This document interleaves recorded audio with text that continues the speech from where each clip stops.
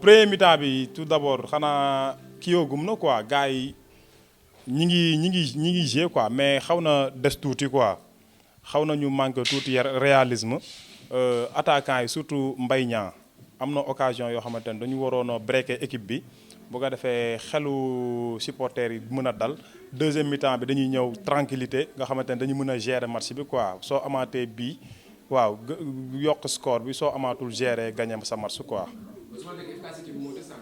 waaw si manque d'efficacité surtout côté attaque bi quoi boo xoolee parce que occasion yi ba tey waroon na fekk instant ñu naan 3-0 wala 2-0 quoi waaw instant moment boo nekkee sa temps fort da ngay tuer match bi rey match bi mu jeex nga xamante ne équipe adverse bi da nga koy éliminer complètement mais boo dugalee benn bii wala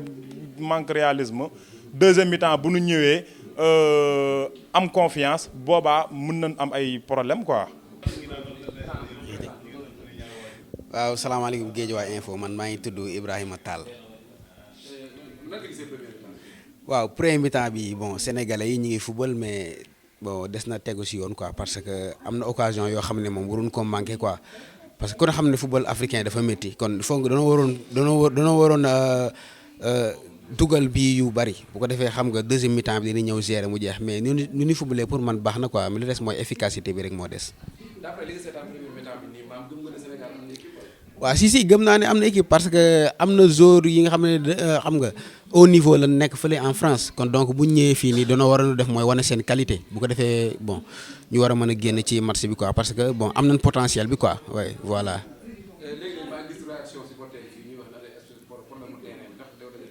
non man gisuma loolu pour man daal bon terrain bi baax na quoi pelouse bi baax na parce que bu ñu ñëw fii match bi xaw a demee ne rek ñu koy jim terrain bi.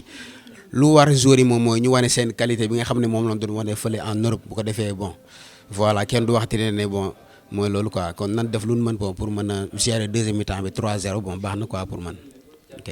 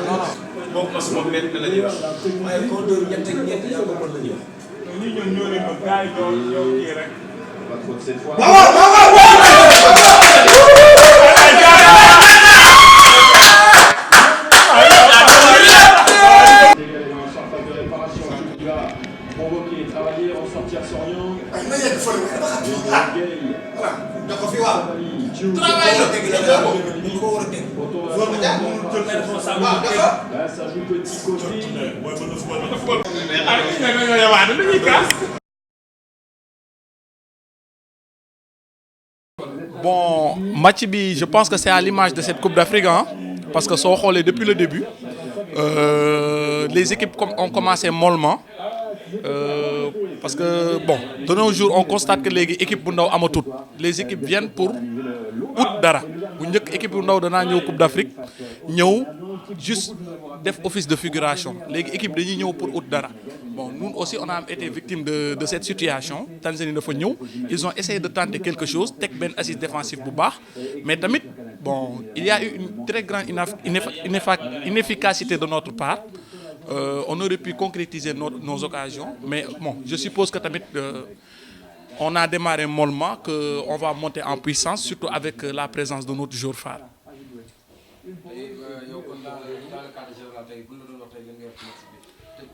Bon, moi je dirais que par rapport à Aliou Cissé, je ne m'attends pas à grand chose footballistiquement. Parce que il a toujours joué comme ça. Et c'est ce qui a force, c'est un résultat qui a amené. Donc c'est parfaitement normal de footballer. L'idée c'est de être efficace. Et j'espère que l'efficacité est venue avec la présence de Sadio Mané dans notre terrain, en notre 11.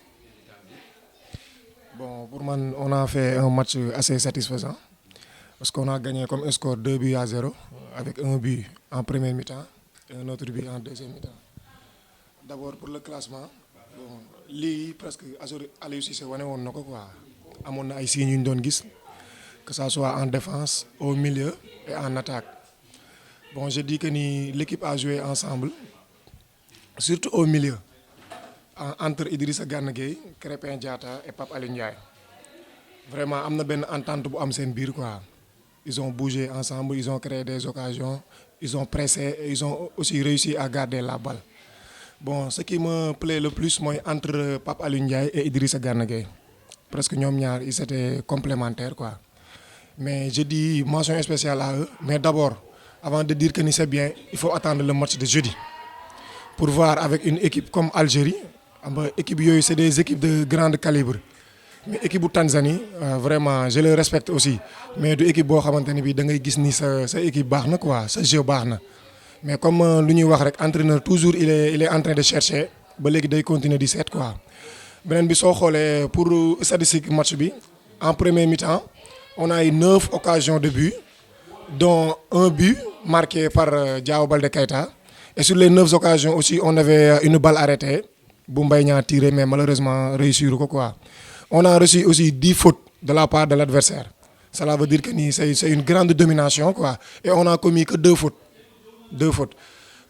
En deuxième mi-temps, on a aussi reçu 5 fautes de la part de l'adversaire. On n'a commis que 2 fautes. Et pour terminer, on a aussi 9 occasions de but en deuxième mi-temps, dont un but de Krépin Diatta, un joli but, et une balle arrêtée manquée par Idrissa Gana Gueye. Je peux dire qu'ensemble, on a livré un match que tout le monde attendait. Mais il faut toujours vite tourner la page et se concentrer sur le match de jeudi. Franchement, on remercie l'équipe, on remercie l'entraîneur. On espère que jeudi sera aussi bon pour l'équipe nationale, quoi. Mais comme su dafa ñëw c'est le premier mi-temps efficacité bi dafa des joueur yi ñu war a mën a efficacité ba dugal bal bi loolu def na loolu la ci wax. C'est tout à fait normal parce que xam nga footballeur dafay jouer consigne.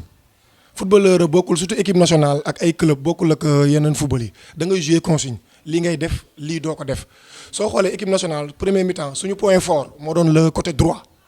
entre Ismaïla Sarr et Wagué mais malheureusement ñoom profité wuñ ci occasion yi doon am foofu boo xoolee ba bi ñu demee ba à la 41e minute entraîneur bi dafa def changement parce que gis na ni côté droit mi ngi subir foofu quoi. léegi soo xoolee loolu noonu ngay ñàkk utiliser en deuxième mi-temps côté droite boobu noonu la nga doon am amatoo ko cela veut dire que yow entraîneur ni ngay gisee say faayu adversaire say adversaire aussi noonu lay gisee say faay bon je vois que ni comme li nga wax noonu Mbaye Niang bon attaquant bii cherché di raté moo gën attaquant bu ko dul am yaakaar naa loolu entraîneur yi loolu la ñuy wax quoi tey du jour sans la bon on l'encourage mu préparé wu xam ni am na yootur échéance yu nekk ci kanam quoi incha allah. changement yi comme li ngay wax changement yi mu def bon mi ngi génnee Diao Baldé Keita à la 73e minute mi ngi dugal Sada Thioub parce que mu ngi doon bëgg aussi percussion bi am ci flanc bi Sada Thioub aussi c'est un joueur boo xamante ne bi il fait beaucoup de percussion xam nga pour essayer de déstabiliser l'adversaire quoi mais malheureusement tamit li ñu doon xaar ci moom à 100% gisuñ ko honnêtement beneen bi mi ngi génnee Mbaye Niang dugal Moussa Konaté à la 82e minute. Moussa tamit malheureusement sur 8 minutes plus les arrêts de jeu mënu ci wane lu ñu ko doon xaaree mais je dis que ni daal vraiment bon Aliou Cissé pour man changement yi c'était correct quoi franchement. coach aussi tamit am na benn remarque bu ñu def benn joueur boo xam ne vraiment def performance bu am solo surtout moom la ñu ñëwee sax mais l'homme du match mooy Diatta lan ngay wax ci moom. non vraiment man c'est un joueur boo xamante ne bi man il m'a séduit depuis longtemps parce que au moins am naa chance su seetaan ko mu jouer tuuti championnat Sénégal fii.